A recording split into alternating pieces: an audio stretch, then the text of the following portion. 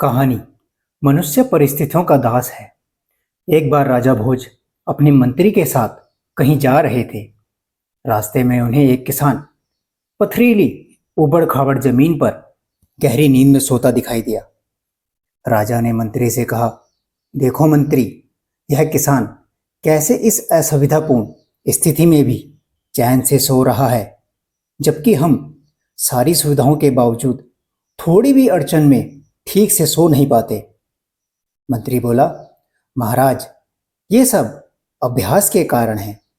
इसकी परिस्थितियां इसी तरह की हैं, इसलिए यह उनका आदी हो गया है। मनुष्य का शरीर बहुत ही कठोर और बहुत सुकोमल भी है। जैसी व्यवस्था उसे मिलती है वह उन्हीं के अनुरूप ढल जाता है। राजा को मंत्री की बात सही नहीं लगी। उन्होंने कहा, इसकी परीक्षा ली जाए। राजा उस किसान को अपने साथ राजमहल ले आए। यहाँ उसके लिए हर सुख सुविधा की व्यवस्था की गई। उसे बेहद नरम बिस्तर सोने के लिए दिया गया। किसान राजसी ठाट बाट का आनंद लेने लगा। इस तरह 2-3 महीने बीत गए। किसान उन सुख सुविधाओं का आदी हो गया।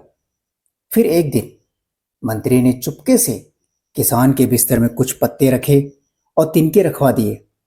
किसान सारी रात करवटें बदलता रहा। उसे पूरी रात नींद नहीं आई। सुबह राजा और मंत्री उसके पास मिलने गए। किसान ने राजा से शिकायत की कि उसके बिस्तर में कुछ गढ़ने वाली चीजें हैं, जिसके कारण उसे रात भर नींद नहीं आई।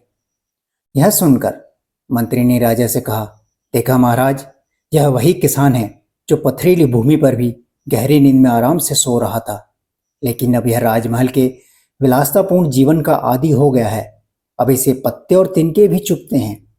इसलिए मेरा कथन सत्य ही है कि मनुष्य परिस्थितियों के अनुसार ढल जाता है। जय श्री कृष्ण। नारायण नारायण।